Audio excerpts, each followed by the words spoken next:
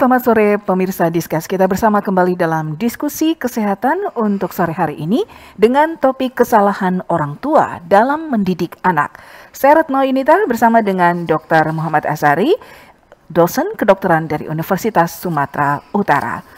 Pemirsa Discuss, mengasuh anak adalah proses seumur hidup saat Anda sudah memiliki anak. Mengasuh anak juga merupakan proses belajar yang luar biasa dan memerlukan peran serta ayah, ibu, dan juga anak.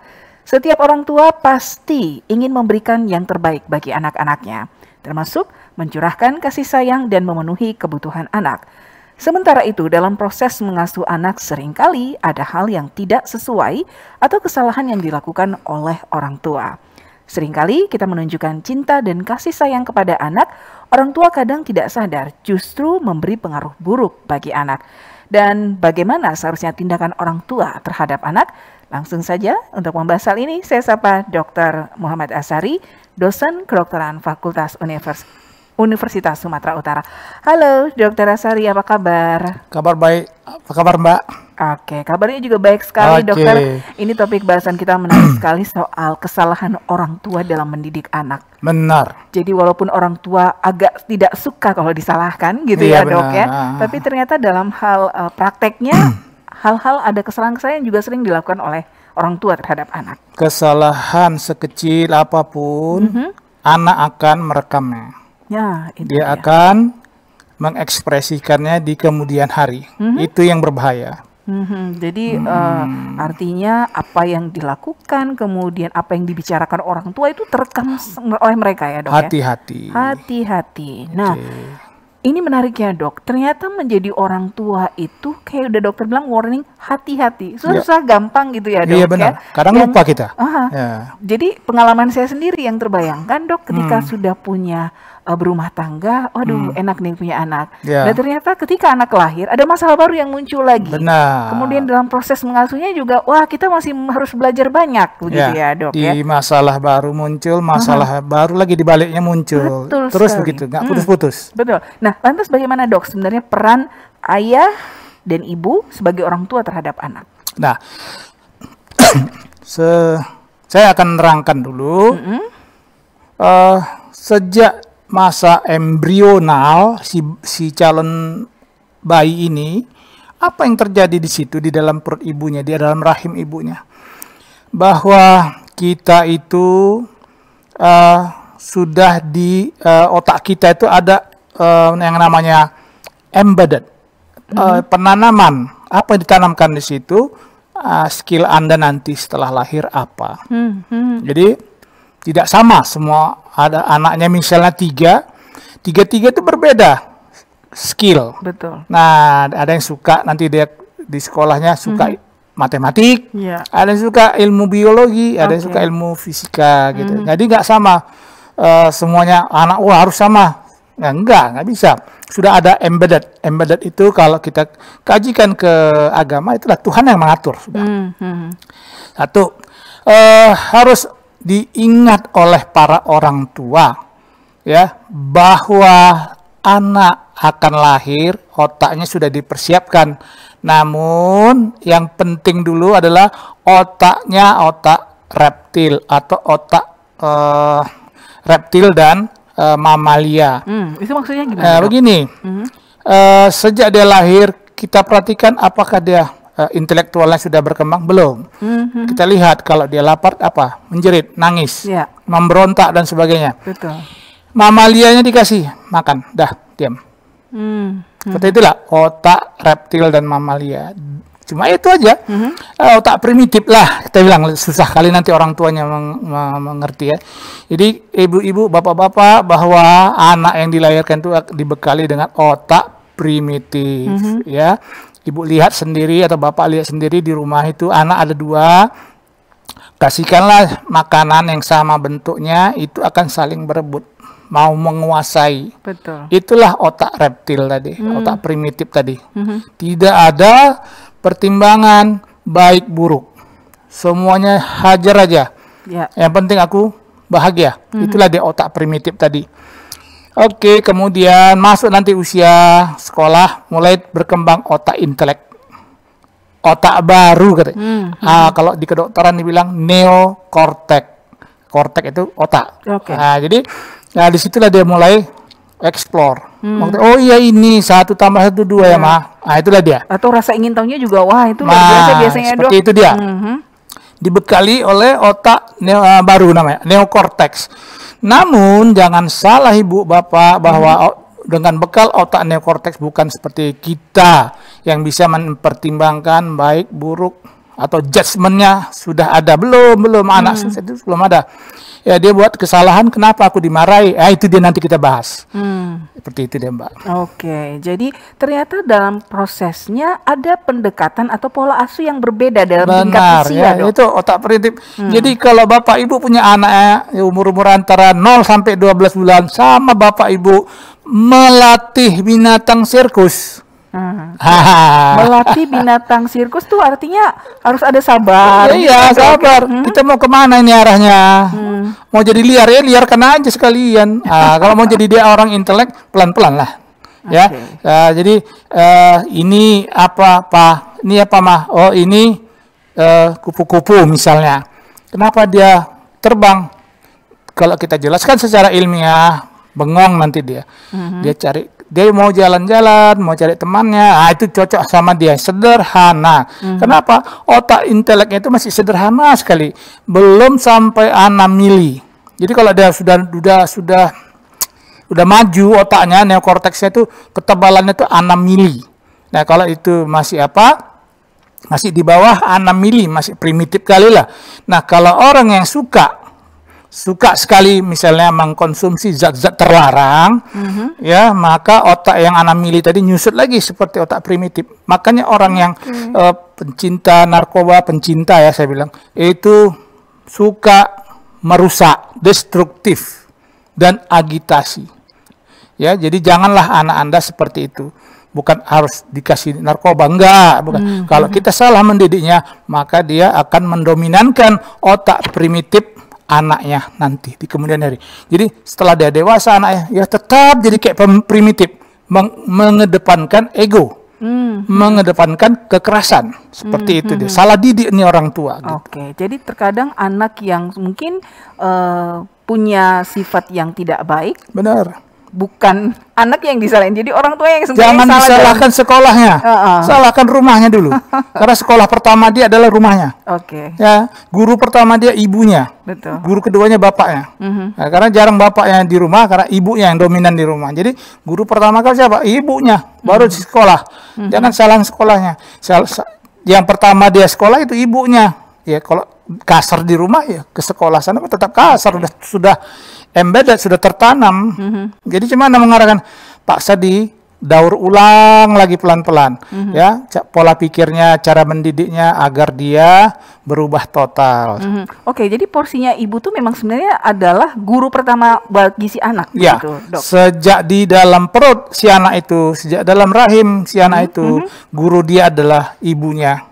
Ya contoh, kalau dia bayi ini kan, calon bayi ini juga mengalami namanya bisa merasakan apa yang di luar dinding rahim ibunya. Seperti ibunya sedih, dia merasakan sedih, gelisah. Nah, si ibu mendidiknya kembali, tenang. Ibu nggak apa-apa, seperti itu.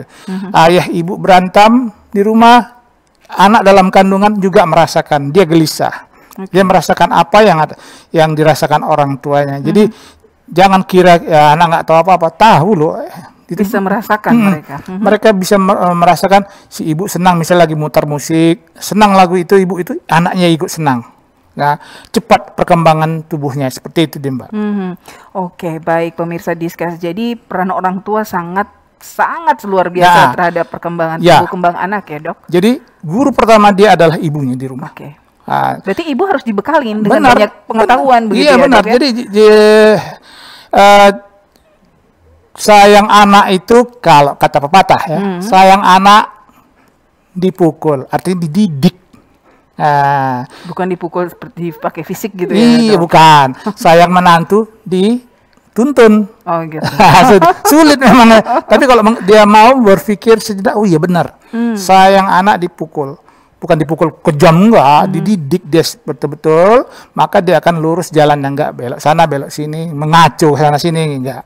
Oke, sayang anak beli ini gitu ya. Nah, Dok, ini juga itu salah. Itu salah. Ini yang ingin saya tanyakan, bahwa terkadang orang tua tuh suka memberikan reward ya, semacam hadiah ketika anak berprestasi atau ketika anak melakukan hal yang dianggap orang tuanya baik. Apakah pola asuh seperti ini memang bisa dibilang pola asuh yang ideal? Memang harus ada reward yang diberikan kepada anak? Jadi tidak selalu memberikan reward kepada anak. Misalnya, wah, anaknya berprestasi di sekolah, dikasih ini, papa sama mama ngasih hadiah. Itu bukan dari hatinya prestasi itu terbentuk, karena adanya stimulus atau rangsangan. Nah, yang diharapkan adalah transfer dari si ayah, transfer dari si ibu, motivasi kepada si anak bahwa sekolah ini untuk dia, ya, nah, untuk bekal dia di kemudian hari, setelah dia besar, setelah dia berkeluarga nanti, inilah bekal dia. Nah, jadi ajarkan dari awal, ya. Inilah satu tips mendidik anak yang sesuai dengan umurnya. Satu, butuh sekali kesabaran si orang tua tadi, ya. Ingat Bu, Mbak, bahwa anak kita itu suka sekali meniru apa yang kita buat. Betul. Apa yang kita ucapkan. Nah, kalau yang kita ucapkan itu tidak baik, maka dia rekam, dia akan ulang di kemudian hari di hadapan teman-temannya. Betul. Teman-temannya akan menyimak, akan meniru juga, akan dibawa ke rumah masing-masing. Maka orang tua yang sana sangat bagus mendidik anak jadi terkejut. Dari mana kamu dapat ini? Dari si A, teman saya. Wah, ini kesalahan ini, nggak boleh. Jadi anak suka meniru. Jadi kan ajarkan komunikasi kepada anak, ya, yang baik. Jangan menggunakan kata-kata yang jelek atau negatif. Ya, ini akan bisa merubah mentalnya di kemudian hari. Bahwa didikan, hei kau, nah itu adalah membentak. Itu, oh ini boleh, ini akan saya bikin. Jadi sama siapapun dia akan lakukan ini, sama yang lebih tua dari dia akan dibikin ini.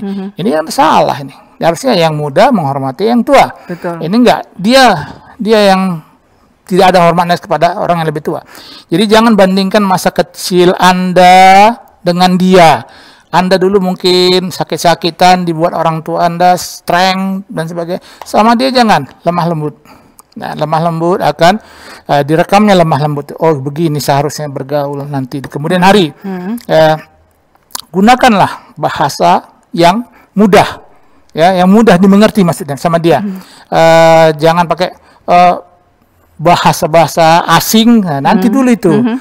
Ini bahasa orang yang dengan otak primitif yang sederhana aja. Oke, tapi nah bicara soal bahasa, saya juga pernah bahkan menyaksikan Dok ya, ada teman yang coba memperkenalkan bahasa kepada anak yang mungkin masih balita dengan 2 bahasa atau 3 bahasa sekaligus. Itu menurut dokter apakah memang di usia itu kita memperkenalkan bahasa, mungkin bahasa Inggris kemudian dicampur lagi dengan bahasa yang lain dan bahasa ibunya sendiri, bahasa Indonesia? Ya, boleh. Jadi kalaulah kita ingat bagaimana orang dulu mendidik anaknya yang baru lahir, baru lahir, dia dididik. Jadi ke ibu susuan satu lagi, dikirim ke daerah yang tempatnya sejuk, hawanya tidak bising, dibesarkan oleh ibu susuan. Nah, ternyata yang dibesarkan oleh ibu susuannya, sementara ibu aslinya, kandungnya di kota besar, hanya sekali-sekali melihat, ternyata anak ini lebih sehat, ya, tak pernah sakit. Kenapa? Karena suasana itu bersih, betul-betul bersih. Ya, jadi dan digunakan satu bahasa dulu, ya, bahasa ibu yang satu.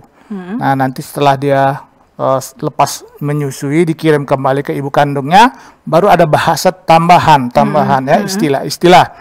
Jadi sesuaikan dengan fase umur mendidik anak, ya, mulai 0 sampai 12 tahun, Anda harus menjadi idola anak seutuhnya. Ya, jangan jadi yang musuh dia, berseberangan, oponen. Ya, jadi harus macam kawan dia gitu. Nah, oke.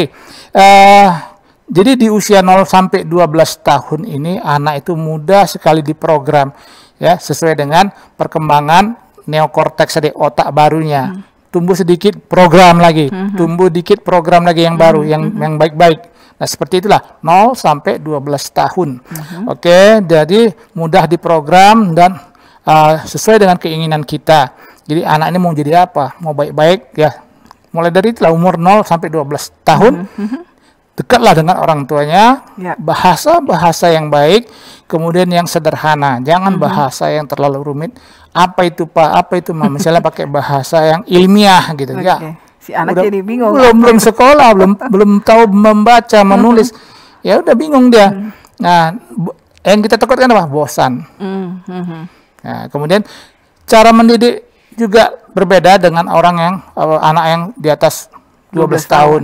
Dan didikan anak yang 0 sampai 12 tahun seperti bermain-main, seperti dialah kita berpikir. Ya, apa yang ingin dia kita berikan sama dia. Saya ingin yang sederhana aja, bahasa ayah sama ibu. Jangan pakai bahasa asing ya, itu dulu. Nah, sederhana kita motivasi sambil bermain-main. Akhirnya kaulah orang tuaku, idolaku. Seperti itu dibilangnya. Betul. Nah, nggak ada orang tuanya lagi, itulah menjadi menangis-nangis dari kemudian hari. Betul. Kemudian 12 sampai 17 tahun di usia remaja udah mulai mengerti di sini. Jadilah kita sebagai teman dia. Teman dia, betul-betul teman. Bagaimana anak-anak remaja bisa curhat gitu ya, sama curhat, orang tua, ya, kita pun curhat sama dia. Kalau ayah bilang ya begini, Pak, aku punya teman begini-begini di sekolah. Oh ya, kalau jangan disalahkan, jangan dimarahi. Kamu sekolah bukan pacaran-pacaran. Iya, ayah juga dulu gitu. Tapi ayah pilih apa? Sekolah dulu. Ya, ayah bilang sama dia, kita temanan aja dulu, udah sekolah dulu. Selesai sekolah ya silakan mau ngapain, mau berumah tangga silakan gitu. Nah, jadilah teman dia. Namun tetap berwibawa. Biarkanlah si anak ini menyelesaikan masalah. Orang tua cukup memonitor aja. Jadi mendengar sambil memberi saran sikit-sikit. Jadi dia nanti, oh iya benar yang dibilang ayah gitu ya. Di usia segini ya cocoknya memang sekolah.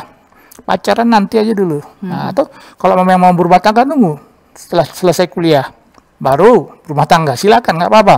Nah, jadi di penjelasan itu kenapa ibu ikut nimbrung, mamanya ikut nimbrung. Kenapa ya, Ma? Kamu mau nggak Mama kasih anak bayi, kamu yang rawat? Oh nggak mau lah, Ma, aku mau bebas, mau main-main. Itu dia tadi. Oke.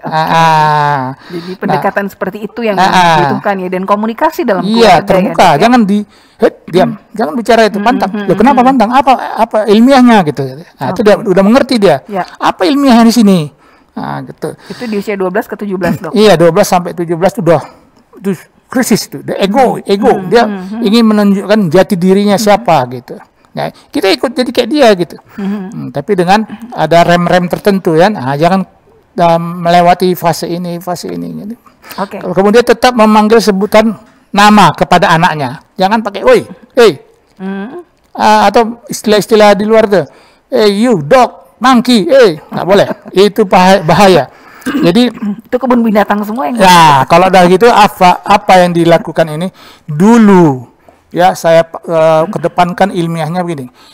Ivan Pavlov, sarjana Rusia, ya ahli cuci otak, brainwashing. Dia terapkan kepada anjing, ya. Begitu dia mau ngasih makan anjing, dia bunyi lonceng. Teng. Nah, kasih makan. Ya. Fase itu keluar air liur anjing. Nah, karena bau daging kan. Besok juga gitu. Ding, keluar air liurnya, kasih daging. Terus begitu. Kemudian udah berapa lama cuma lonceng aja dibunyiin, tapi tak dikasih apa-apa. Tetap keluar air liurnya. Seperti itulah kita mendidik anak.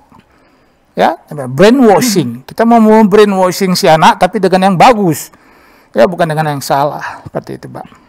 Oke, Dokter Asari, kalau bicara soal anak, salah satu hal yang dibanggakan orang tua atau membanggakan tuh ketika mereka berprestasi ya, Dok ya. Benar. Sampai akhirnya anak mungkin saat ini bukan hal yang rahasia umum lagi bahwa anak dileskan kemana-mana, Dok. Jadi jadwalnya itu betul-betul padat. Ketika pulang sekolah akan ada les ini, kemudian dilanjutkan dengan les berikut-berikutnya.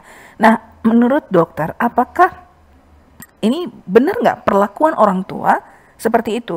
Secara ekonomi mungkin mampu ya, Dok ya? Dan kemudian membuat anaknya mengikuti banyak les. Jadi setelah pulang sekolah dilanjutkan dengan les-les lain. Ini bagaimana, dokter? Ya. Ini sering kita jumpai nih di masyarakat. Ingin anaknya berprestasi, ingat 0 sampai 12 tahun, jangan harapkan anak berprestasi. Ingat di usia itu usia main-main. Makanya ada satu sekolah di luar negeri sambil belajar sambil main-main. Enggak diharapkan, kamu ke depan kerjakan PR, ya. Kalau enggak nanti bapak atau ibu guru pukulin nih atau disetrap di depan. Nggak ada itu, main-main ketawa-ketawa mereka. Ini contohnya ya, ini pelajaran biologi, katanya. Main-main, keluar kita. Kalian mau lihat apa? Kupu-kupu, Bu. Nah, udah itu dia, kupu-kupu, ketawa-ketawa. Ini ada kupu-kupu. Nah, apa dia kerjakan? Tengok, menurut buku apa? Ini Bu, ini Bu. Ya itu kan cocok. Dia cari apa? Makanannya madu, nah, saripatinya madu. Nah seperti itu. Sekolah sambil bermain-main. Lebih kurang 8 jam aja. Habis itu setelah 8 jam tidur. Udah makan, tidur. Makan siang, tidur siang. Terus belajar sedikit lagi, pulang. Nggak ada PR, tidak ada apa. Namun prestasinya luar biasa. Karena apa yang ingin dilihatnya, ingin ketahui, ada semua. Beda dengan kita. Kau mau nengok kupu-kupu? Kalau nggak ada di luar, ya tengok aja di YouTube. Katanya. Ini salah Didi. Kalau nengok di YouTube orang tua aku pun tahu katanya gitu nanti. Nah seperti itu ya. Jadi ada di sini habis pulang sekolah jam 2 anaknya dileskan lagi. Anak udah ngantuk-ngantuk. Kenapa ngantuk-ngantuk? Itu kan bertanya lah guru, katanya guru. Bertanya lah guru. Kenapa ya? Tanyalah dokter. Kami kan ada dokter di mana-mana kan. Nah, dia sarjana pendidikan, angkat tangan aku. Dia bisa mendidik anak 0 sampai sekian tuh bisa jadi bagus. Tapi ingat, otaknya siapa yang jago? Dokter. Tanya, di usia segini apa yang terjadi, Dok? Berapa jam tahan yang belajar? 8 jam. Habis itu apa? Istirahat kan. Jangan harap 0 sampai 12 tahun itu otaknya otak Einstein. Tidak. Malah dia nanti mogok sendiri. Jadi anak-anak ini kan mengedepankan egonya. Jadi di usia 0-12 itu fase main-main. Jangan harapkan kelas 1 kelas 0 TK sampai kelas 6 SD berprestasi. Ranking juara 1 begitu ya, Dok. Tidak ada itu. Otaknya belum berkembang. Ada yang pintar, ada satu-satu. Itu satu-satu jarang. Nah, nanti yang satu-satu ini di kemudian hari ada kan jenuh. Dia kan turun, betul. Jenuh, drop dia. Senangkah ayah ibu melihat itu dibandingkan dengan anak suka main-main, tapi jadi sarjana semua. Ada jadi misalnya ahli fisika, ahli atom, ahli kedokteran, ahli semuanya lah ada. Nah jadi 0 sampai 12 jangan harap itu adalah fase main-main. Anak saya kurang berprestasi, ketawa aja bapak ibu, syukurlah daripada anak ibu ahli nuklir pada saat ini. Kan aneh gitu. Nanti lama-lama gila dia. Oke. 0 sampai 12. Jadi kalau ada nanti dipaksa dia les pulang sekolah, les sorenya lagi dia pulang les lagi. Lama-lama dia drop. Bosan dia, depresi si anak akhirnya karena under pressure dari orang tuanya. Orang tuanya yang mau sekolah. Kalau mau les gitu orang tuanya suruh les. Nah, biar anaknya main-main di rumah. Ya, 0 sampai 12 tahun.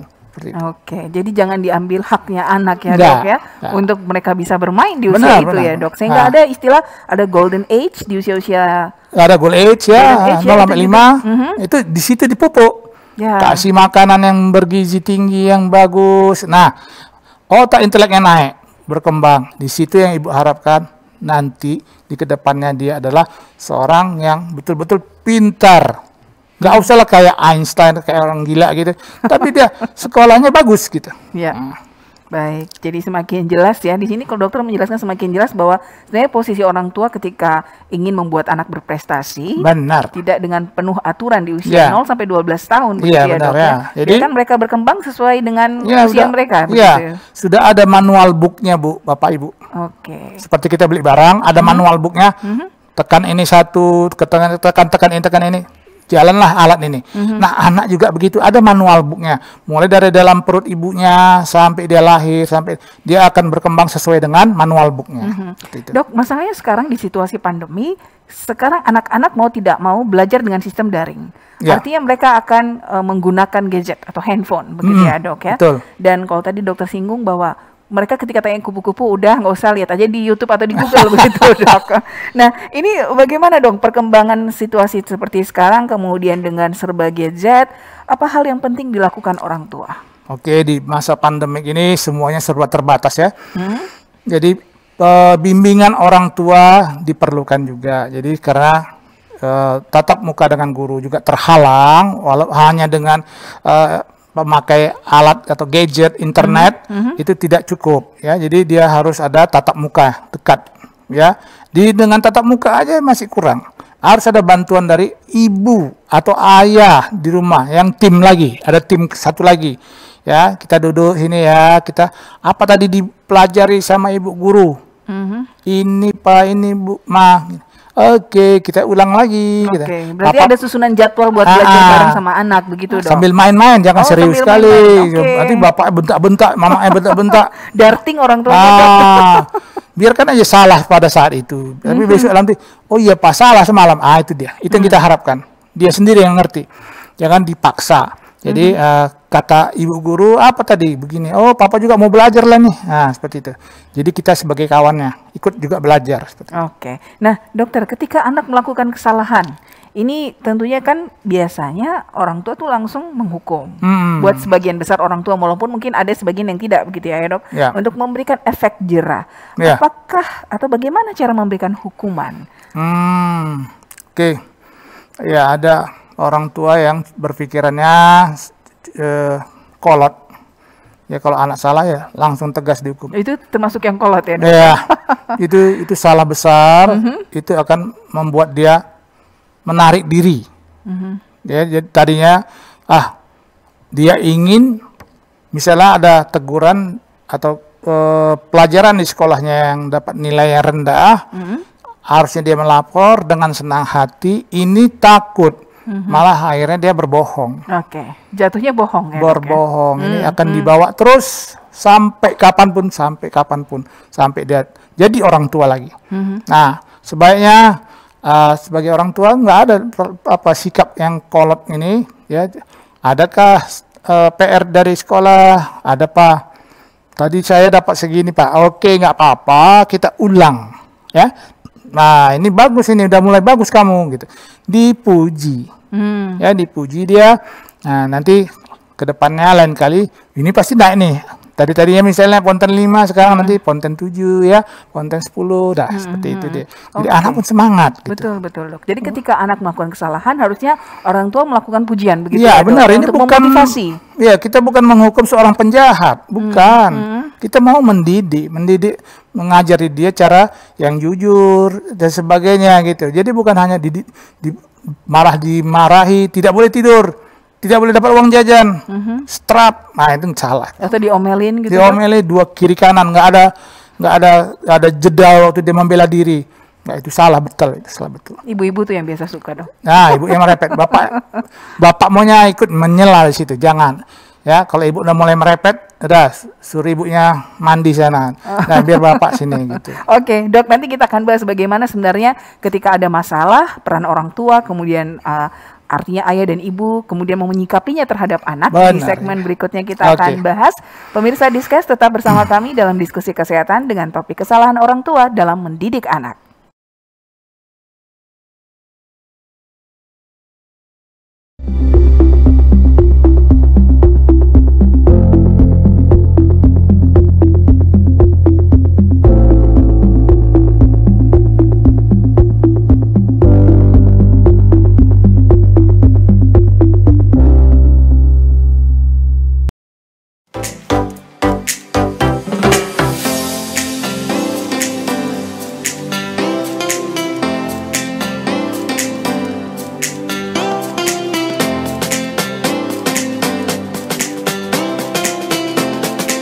Halo pemirsa Kuliner Keliling. Kuliner Keliling siap untuk mencari dan memperkenalkan berbagai kuliner daerah dengan berbagai cita rasa yang akan menggugah selera pemirsa Kuliner Keliling. Jangan lupa ya untuk saksikan terus program acara kami Kuliner Keliling setiap hari Kamis pukul 17.00 waktu Indonesia bagian Barat hanya di DSS TV.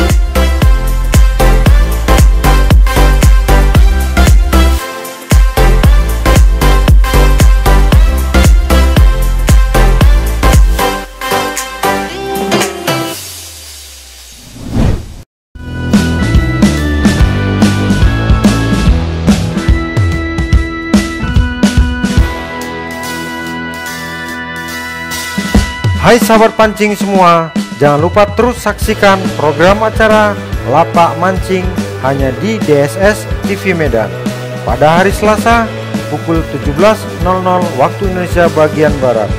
Ikuti terus petualangan kami dengan spot dan ikan tangkapannya. Jangan lupa ya, salam satu joran.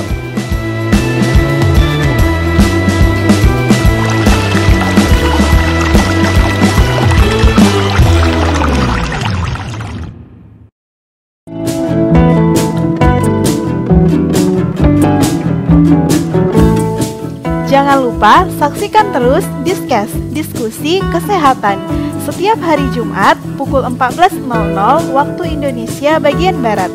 Kita akan mendiskusikan, membahas, serta memberikan edukasi mengenai keluhan kesehatan pemirsa Discuss hanya di DSS TV.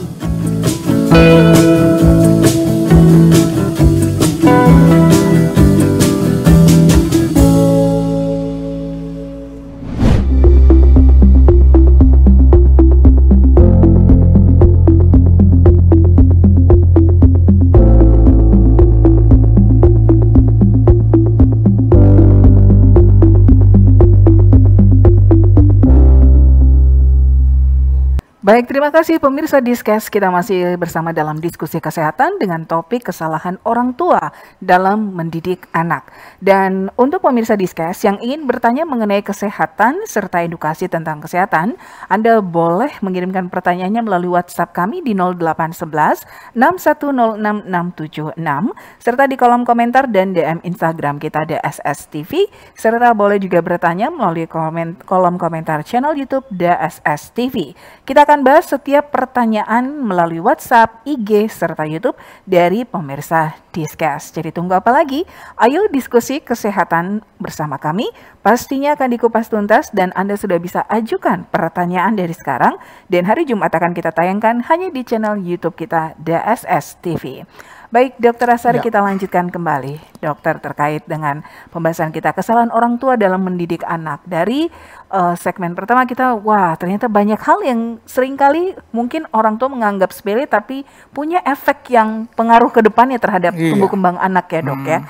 Nah dokter, dalam mengendalikan emosi, ini tadi di depan anak, mungkin ketika ayah ibunya punya masalah begitu ya dok ya, apakah itu apa yang harus dilakukan? Apakah itu harus di depan anak atau ada cara lain agar tidak mempengaruhi pada anak, dok? Ya, jadi saya juga dididik oleh orang tua. Apa katanya? Nanti kalau kau punya anak, kalau berantem sama istri, berantemlah dengan bisik-bisik. Berantem dengan bisik-bisik nggak seru, dok? Begitulah katanya. Tapi kadang susah ya mengendalikan emosi itu, dok. Tapi lihat, ada anak, jangan kita didik dengan gitu. Makanya dia bilang, berkelailah dengan bisik-bisik. Atau bagaimana caranya? Bawa jalan-jalan keluar. Ya. Nah, berbisik-bisiklah di situ. Berkelahi memang, tapi berbisik-bisik. Nah, anak tidak fisik ya dok. Tapi anak itu tidak menyangka bapak ibunya lagi berkelahi. Nah, maka tidak berpengaruh kepada pendidikan anak nanti. Kalau di depan orang tuanya kayak di sinetron tuh lempar-lemparan piring di depan anaknya, iya anak siap-siap aja dan nanti jadi maaf cakap jadi orang yang tak beres nanti di kemudian hari. Ya bisa jadi bandit lah kayak orang-orang yang kejam di kemudian hari bisa. Seperti itu dia. Jadi ada fasenya. Saya mau bicara misal sama istri kan, kenapa ada masalah begini. Yang kemarin, oh iya, titipkan dulu anak ini kepada entah tantenya atau omnya. Dah kita berbicara. Tapi jangan ada suara tinggi, bisik-bisik. Mudah-mudahan dengan bisik-bisik begini lucu-lucu keluar, akhirnya damai, selesai. Seperti itu dia. Oke, itu pengalaman kayaknya dok ya. Nggak pernah berkelahi aku ya. Nggak pernah berkelahi. Paling aku berkelahi itu salah tadi mah. Yang mana ini? Gitu aja. Oke, jadi kelahi itu bukan artinya fisik ya dok ya, lebih mungkin argumen ya. Iya, dok, ya? argumen. Oke. Nah, jadi jangan membiasakan Anda bertengkar di hadapan anak. Itu Gitu ya. didikan yang salah itu nanti. Atau menyelesaikan masalah, ada juga yang bilang katanya di tempat tidur dok, gimana? Ya bisa. Itu satu hal lagi yang bagus sekali kan. Udah tunggu anak tidur baru kita bicara. Jadi dia nggak mendengar apa yang kita bicarakan. Diselesaikan secara itu ya dok ya. Secara adat. Oke, dokter. Lantas kalau tadi sempat singgung juga soal reward, dok. Iya. Saya ingin tanya, dok. Ketika anak diberikan reward atau hadiah oleh orang tuanya, apa yang terjadi pada otak si dok? Sehingga ini sebenarnya ini baik. Ya, ini baik kali. Jadi misalnya kita nggak usah bilang reward itu harus diberikan kepada prestasi anak yang luar biasa. Tuh jangan, salah besar itu. Misalnya dia melakukan sesuatu hal yang berguna sedikit aja, berikan reward. Rangkul dia, peluk dia. Ya. Pelukan orang tua membuat anak cepat besar. Oke, berarti reward itu nggak hanya dalam bentuk barang yang dikasih gitu, bukan ya dok? Pelukan, ciuman dari ibunya itu menyebabkan anak yang sakit jadi sembuh. Tahu apa yang terjadi di otaknya waktu dipeluk ibunya atau dipeluk ayahnya? Otaknya mengeluarkan suatu hormon bahagia yang namanya serotonin. Serotonin akan menghasilkan endomorfin. Endomorfin menghasilkan antibodi yang baik. Sehatlah anaknya itu, cepat tumbuh dengan pelukan. Kita lihat orang barat sikit-sikit dipeluknya anaknya. Betul. Padahal itu tak bermutu yang dilakukannya, tapi dia peluk. Akhirnya besok dia akan melakukan yang lebih bermutu lagi si anak. Akhirnya begitu terus. Akhirnya otak inteleknya tumbuh kembang. Akhirnya dia pintar di sekolah. Akibat dari perhatian dari orang tuanya dengan cara dipeluk, dicium. Nah itu dia. Oke, jadi reward tuh nggak hanya dalam bentuk barang diberikan kepada si anak, jadi perhatian itu juga bisa ya dok ya. Jadi ya, dia kan di era ini kan di era 0 sampai 12 tahun itu dia akan memunculkan egonya anak-anak ini. Ya, biarkan aja. Ya, dia merasa lebih benar dari kita. Ya apa-apa, ikuti. Ya. Ingat, itu apa? Anak bukan lawan politik kita, ya kan? Anak, jangan dimarahin. Biarin aja. Kita ikut jadi kayak dia. Jangan kita, aku bapakmu ya, kok jangan kayak gitu. Salah besar itu. Kita sebagai kawan dia, dekati. Nah, dia kan harus tahu orang tua bahwa 0 sampai 12 tahun itu egonya sangat tinggi. Dia mau menunjukkan jati dirinya. Nah, jadi dia suka berpakaian aneh-aneh, suka bertingkah aneh-aneh. Kalau memarahinya jangan gitu. Kalau papa bikin kayak gitu gimana? Bagus nggak menurut kamu? Bikin aja dandanan yang aneh-aneh. Papa kok gitu ya? Dia sendiri menilai kan, itu salah. Jangan dimarahin. Jadi, intinya jangan anak dimarahin. Iya, ikuti aja gitu. Tapi kalau memberikan reward juga kita sebagai orang tua harusnya hati-hati dalam memberikan janji, dok. Ya. Karena dari pengalaman sendiri, dok. Waduh, begitu kita menjanjikan sesuatu pada anak, mereka akan menuntut terus. Iya benar. Itu gimana, dok? Jadi caranya, ya, kalau kita mengingkari janji sama dia, nanti dia menganggap dia tidak apalagi hormat kepada orang tuanya. Berbohongnya nih bapak ibu nih. Saya nggak suka lagi. Dia mencari orang tua pengganti di luar. Ini salah ini. Nah, jadi kalau minta dia sesuatu, jangan dijanjikan, cukup katakan, iya, ayah akan cari duit dulu. Atau mama sama papa cari duit dulu ya. Doakan. Biar ada. Nah, itu lebih bagus. Oke, jadi jawaban-jawaban seperti itu juga sebenarnya orang tua harus cerdas ya, dok? Iya, benar. Jangan iya. Bisa ya. Bisa tunggunya. Bisa dituntut, dok. Tapi cukup dengan diputus dengan iya, ayah akan lebih keras kerja lagi supaya kamu dapat ini. Bagaimana tuh, Pak? Kita sama-sama doa. Nah, gitu. Oke, baik. Jadi pilihan dalam menyampaikan sesuatu pada anak juga harus yang tepat. Artinya orang tua juga sebenarnya belajar di saat Walaupun tidak ada sekolahnya begitu ya, Iya, Dok, benar, untuk menjadi bisa. orang tua tuh nggak ada sekolahnya. Iya. Tapi seiring waktu artinya kita sebagai orang tua juga mau menggali untuk belajar lagi ya, Dok Benar, ya. kita lihat aja di masyarakat mana yang benar, mana yang salah, tiru aja, ambil yang benar, yang salah jangan ikuti, gitu aja. Oke, dokter, ada anak yang punya karakter manja. Ya, Dok ya. Ini bagaimana, Dok, cara mengatasi karakter anak yang manja? Nah, kalau kita biarkan dia manja, ini apa yang ditakutkan ke depannya pada anak yang manja? Kita selalu mengasihi dia, memenuhi keinginan dia, manja dia, akhirnya dia akan egois kepada semua orang. Berarti sosialnya jelek di kemudian hari. Dia akan mementingkan dirinya sendiri. Beginilah orang tua aku ngajar. Ada orang lain menderita, dia nggak peduli, nggak sensitif dia sama itu. Ya, misalnya kelaparan dia makan kenyang-kenyang, orang tuh menderita dia tenang saja. Jadi jangan memanjakan anak atau memenuhi segala keinginannya, tapi dididiklah. Mendidik anak yang sabar ya dengan cara tidak memberikan segala yang dibutuhkannya, atau dibutuhkannya dengan dia lihat kita kerja keras agar dapat itu. Ya, jadi dia tidak manja bahwa itulah benar ini bilang orang tuanya. Jadi kita harus bekerja keras. Atau kalau untuk mendapatkan satu barang kamu harus nabung. Ya, gitu ya, Dok ya. Kalau papa dulu beri pengertian ya. Kalau papa dulu mau beli ini, papa nabung sekian masukkan ke dalam celengan. Oh iya pak, iya dulu papa gitu. Akhirnya udah penuh, papa dapat sepatu baru gitu. Bukan untuk papanya enggak ya? Oke, dokter. Terus ini kan juga orang tua seringkali melakukan disiplin gitu ya terhadap anak-anaknya. Ya. Jadi ada aturan semuanya dan semuanya harus bertanggung jawab dengan aturan yang ada. Ini bagaimana kita mengajarkan supaya disiplin itu nggak terlalu menyiksa mereka? Ada yang cara yang lebih baik, dokter? Nah, misalnya gini ya, disiplin itu dalam hal kebersihan di dalam kamar dia. Ya, disiplin. Misal bangun tidur, ya dia rapikan dulu tempat tidurnya, dirapikan semuanya.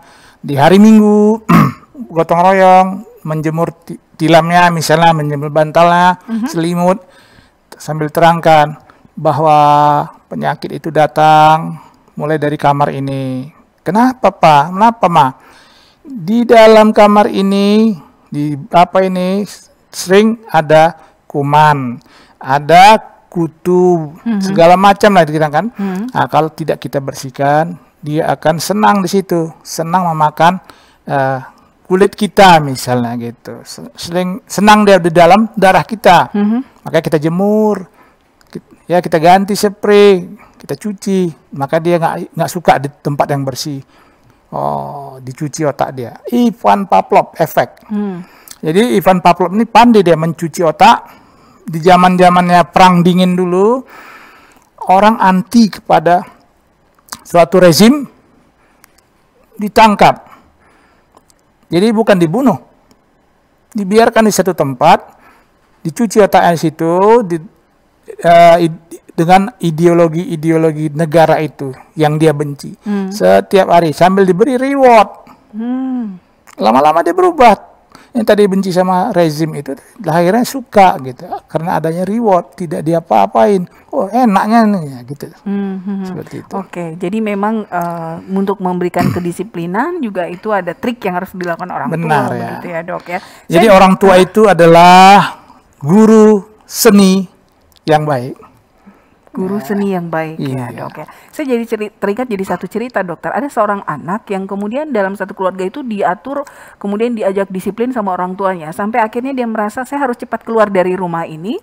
Karena ketika misalnya kuliah mereka bisa dibebaskan. Nah sampai akhirnya dia tiba di masa untuk mencari pekerjaan. Jadi dia keluar dari rumah karena terlalu banyak aturan. Sampai akhirnya di satu tempat pada saat dia melamar pekerjaan gitu ya dok ya. Dia melihat di lingkungan dia, waduh ini sampah kok nggak dibuang di tempat sampah. Kemudian dia kutip, dia masukkan ke dalam tong sampah. Kemudian ini karena kebiasaan yang dilakukan orang tuanya sebelumnya dok. Kemudian lampu yang seharusnya tidak perlu di satu ruangan dia matikan. Sampai akhirnya dia dipanggil untuk wawancara dokter dan ternyata langsung dibilang Anda diterima bekerja. Terus dia bilang bingung, wah kenapa? kami sudah melihat dari Anda masuk melalui CCTV apa yang Anda lakukan. Dan itu yang kami butuhkan. Dan dia teringat, wah ini ternyata aturan yang selama ini diterapkan oleh orang tua saya. Sampai akhirnya dia menjumpai orang tuanya dan minta maaf. Karena buru-buru ingin keluar dari rumah. Karena tidak mau terikat dengan aturan yang ada, dokter. Nah, di mana salahnya?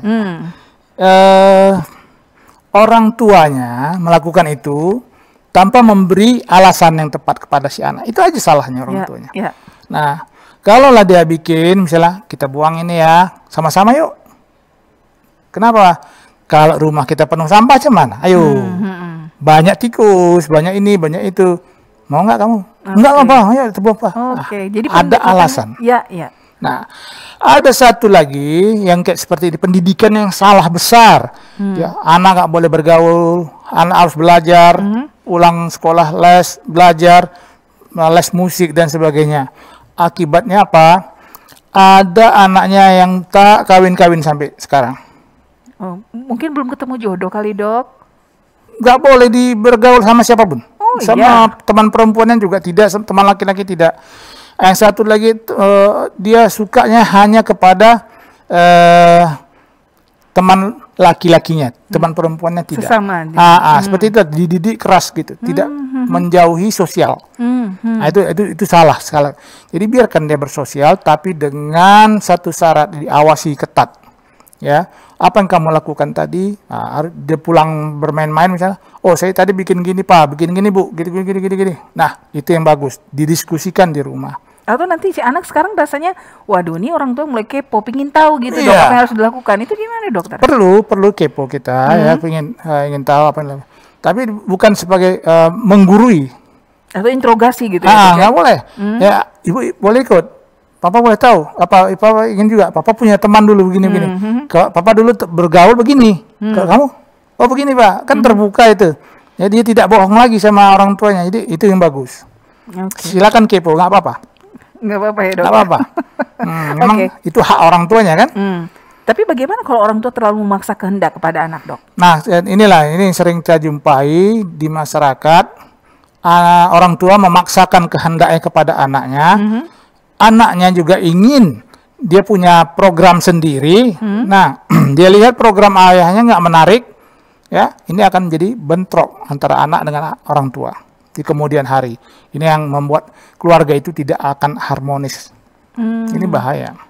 Atau anak bisa menarik diri dari bergaulan dengan orang tuanya. Dia lebih suka keluar. Nah, orang tua ditinggalkan istilahnya. Kalau pendidikan di luarnya baik, kalau tidak bagaimana ya dok ya? Itu dia, jadi jahat dia di luar, ya jadi salah arah. Dokter, sekarang ini kan udah banyak sekali yang bisa mempengaruhi mental ya dok ya, dan karakter anak tadi dokter. Tidak hanya dari keluarga, ternyata di lingkungan di luar rumah itu juga mereka bisa temukan dokter. Bisa. Dan di rumah sendiri bisa ditemukan kok. Begitu ya dok. Bisa karakternya berubah. Nah, sudah banyak anak yang tidak sesuai lagi dengan usianya misalnya, begitu ya dok ya. Nah, kira-kira bagaimana cara orang tua agar si anak tidak menyimpang dari aturan yang ada? Waktu dulu itu tidak ada gadget. Ya, habis belajar malam selesai tidur. Televisi pun belum ada waktu itu. Televisi itu buka hanya jam 7 sampai jam 9 malam. Hitam putih, itu pun kalau bagus siarannya, kalau enggak dia bintik-bintik hilang. Banyak semutnya. Banyak semut. Di zaman sekarang dengan tersedianya gadget, mudah mendapatkan atau mengakses apa yang diinginkan, sampai hal-hal dalam animasi. Anak sudah duduk dengan melihat animasi yang disukainya, yang padahal itu bukan untuk usia dia. Sehingga berubahlah sifat dia yang tadinya lemah lembut. Di Prancis anak membunuh orang tuanya gara-gara melihat animasi dari gadgetnya. Salah siapa? Salah orang tuanya. Kenapa nggak kepo, ya kan? Nah, pada saat dia tidur, ambil gadgetnya, periksa apa yang ditontonnya. Oke, besok pagi kita diskusikan lagi dengan anak. Nah, mama suka loh film ini, tapi ini takut mama lah. Jangan tengok lah, nanti kamu nggak sayang sama mama begini. Tapi kalau handphonenya udah dikunci dok, pakai password, orang tua nggak bisa buka dok. Udah. Sudah gitu perlu dengan kekerasan sedikit. Kalau seperti itu ya. Kenapa kamu pakai password? Kamu coding ini kenapa? Mau supaya dilihat alasannya kenapa? Nah, sambil senyum, bukan mata merah ya, jangan mata melotot, gitu. Wow, jangan. Nah, itu untuk kamu kalau yang bagus, kalau yang jelek jangan. Nah, baru dia buka nanti. Ini mah, ini pak, gini. Nah, sebaiknya jangan ya. Ini belum lagi masa kamu. Karena dia itu tadi. Kalau sudah semuanya dibebaskan dengan alasan kebebasan berpikir, kebebasan berkreasi, yang rusak nanti rakyatnya sendiri, anak kita sendiri. Itu tadi anak membunuh orang tuanya, ditembaknya orang tuanya mati. Gara-gara melihat animasi itu. Begitu juga cara dianimasi itu pakai pistol, tembak. Tirunya. Nah, seperti itu. Salahkah? Salah siapa? Salah negara juga ikut salah. Kenapa dibolehkan? Kenapa nggak disensor itu? Ya. Nah, salah orang tua. Kenapa? Acuh aja sama anak. Nah, harusnya dia periksa itu. Oke, atau didampingi anaknya. Benar, didampingi. Oke, dokter, dan sepertinya kita harus mengakhiri kebersamaan kita untuk saat ini, dan mungkin dokter bisa memberikan kesimpulan sekaligus closing statement terkait dengan bahasan kita, kesalahan orang tua dalam mendidik anak. Jadi anak itu ibarat seperti binatang sirkus, ya, masih polos, nol. Bagaimana kita mendidiknya, mau jadi apa? Maukah dia jadi liar ataukah jadi baik? Jadi orang tua lah yang berperan di sini dalam mendidik anak itu. Jadi otak anak pada waktu 0 sampai 12 tahun adalah otak primitif. Orang tuanya lah yang mendidik dia menjadi sarjana atau menjadi yang lain.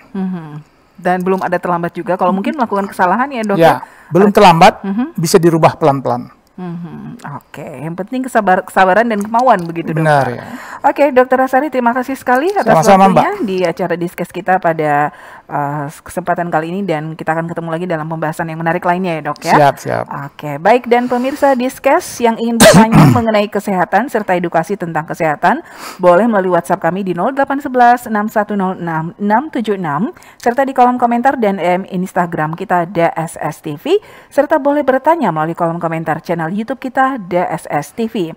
Kita akan bahas setiap pertanyaan melalui WhatsApp, IG, serta YouTube dari pemirsa Discuss. Jadi tunggu apa lagi? Ayo diskusi kesehatan Anda bersama kami, pastinya akan dikupas tuntas. Dan sudah bisa diajukan pertanyaan dari sekarang. Hari Jumat kita tayangkan hanya di channel YouTube DSS TV. Saya Retno Yunita dan juga Dr. Muhammad Asari, dosen kedokteran Universitas Sumatera Utara, mengucapkan terima kasih. Selamat sore, sampai jumpa.